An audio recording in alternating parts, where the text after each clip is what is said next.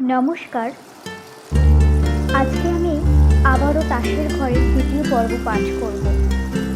গল্পটি কেমন লাগছে সেটি বোঝানোর জন্য আমাকে লাইক, কমেন্ট এবং শেয়ার করবেন। তার সাথে সাথে যদি নিত্য নতুন আরও গল্প শুনতে হয় সাবস্ক্রাইব বাটনটি ক্লিক করে রাখবেন। চলুন আজকে পাঠ করছি তাসের ঘরের দ্বিতীয় পর্ব। বাড়ির সবার অগোচরে কাজী অফিসে গিয়ে হুট করে বিয়ে হয়ে যায় তনুরূপের। সেদিন ছিল ঘন বর্ষণের দিন। তনু আর আঞ্জুয়ারা বানুর মাঝে বেশ ঝগড়া চলছিল। তিনি চান তনুকে বিয়ে দিতে নিজের পছন্দের কারোর সাথে, কিন্তু তনু বিয়ে করতে চায় না। সে সরাসরি মাকে জানিয়ে দেয় সে রূপকে ভালোবাসে, মনে প্রাণে ভালোবাসে। তনুর কথা শুনে আঞ্জুয়ারা বানু চোখ মুখ লাল করে তনুকে জানিয়ে দেয় রূপের সাথে তার বিয়ে সে দেবে না, কিছুতেই না। সে তনুর জন্য ভালো ছেলে দেখে রেখেছে, রূপকে সে তনুর হতে দেবে না, কিছুতেই না। কিন্তু তনু তো কিছুতেই মানবে না। এমন পরিস্থিতিতে রূপের মা ডেকে পাঠায় রূপকে। তনুকে ছেলের বউ হিসাবে মানতে তার কোনো সমস্যা নেই। আঞ্জুয়ারা বানু কড়া গলায় শেফালি বেগমকে বলে ওঠে, রূপকে ডাকার কি আছে? আমি তো জানি রূপ তাকেই বিয়ে করবে যাকে আমি পছন্দ করব। তনু তো শুধু ওর ভালো বন্ধু, ছোটবেলার খেলার সাথী, জীবন সঙ্গী নয়, কখনো হবেও না। শেফালি বেগম আর তার দুইজনে রূপের মুখের দিকে ফ্যালফ্যাল করে তাকিয়ে আছে। সে হয়তো বলবে তার তনুকেই চাই জীবন সঙ্গী হিসেবে। কিন্তু সবাইকে অবাক করে দিয়ে রূপ কিছুই বলে না, মাথা নিচু করে সেখান থেকে চলে যায়। আঞ্জুয়ারা বানু এবার একটা বিজয় হাসি হেসে তনুকে জানিয়ে দেয় সে যেন আর জেদ না দেখিয়ে বসে থাকে। হয় সে মায়ের পছন্দ মতো কাউকে বিয়ে করবে, নয়তো যে এক্ষুনি বাড়ি থেকে বেরিয়ে যায়।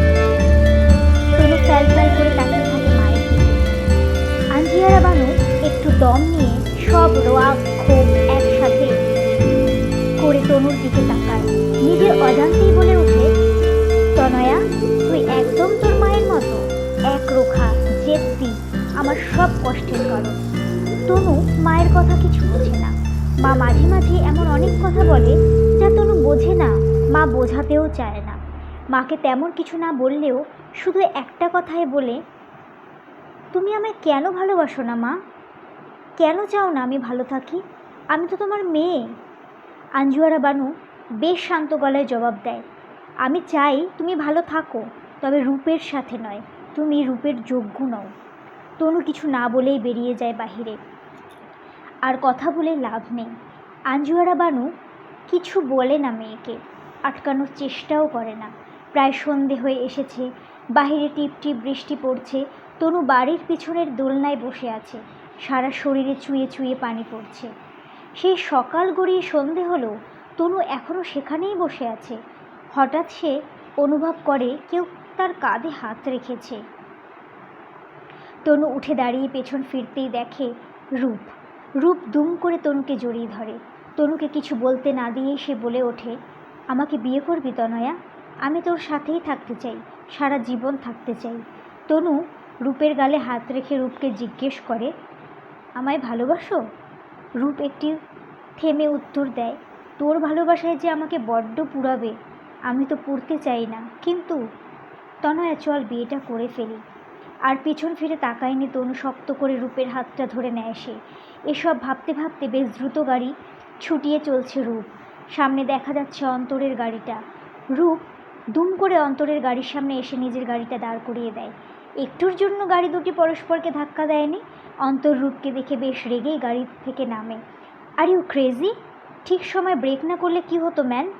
তুই তো মরতিস, সাথে আমি আর তনুও।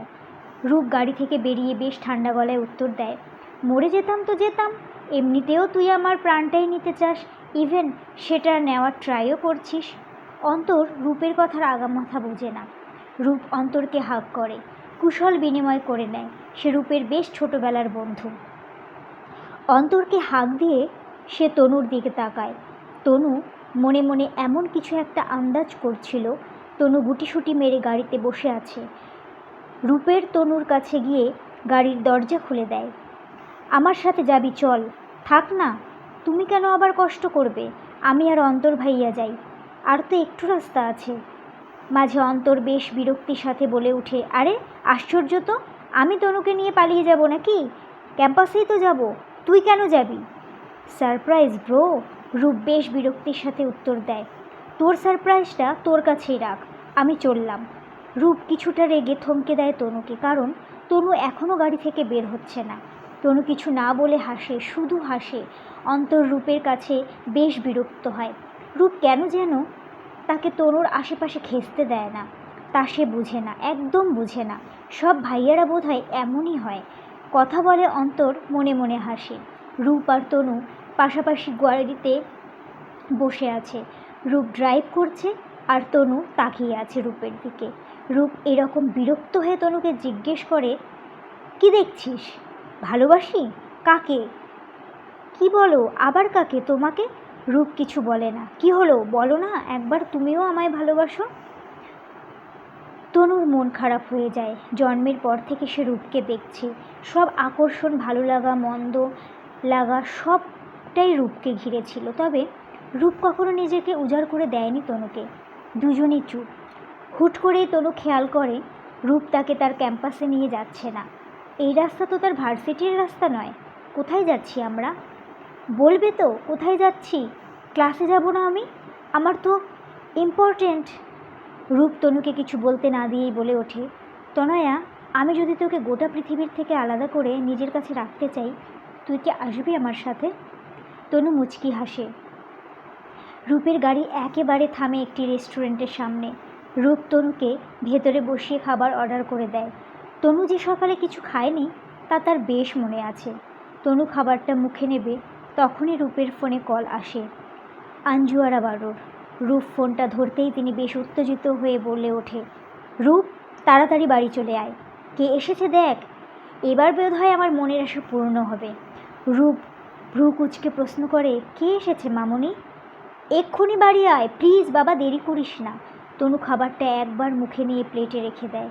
বাড়ি চলে যাও, আমার কথা ভাবতে হবে না, আমি বন্ধুর বাড়ি চলে যাব। আর হ্যাঁ, আমি একাই চলে যাব, পৌঁছে দিতে হবে না, তাতে দেরি হয়ে যাবে। নমস্কার। গল্পটি ভালো লাগলে অবশ্যই সাবস্ক্রাইব করে দেবেন এবং কিছু কমেন্ট করবেন, ভালো খারাপ যেটাই হোক। আমি তাতে নিজের ভুল ত্রুটিগুলোকে শুধরে নিতে পারবো। নমস্কার।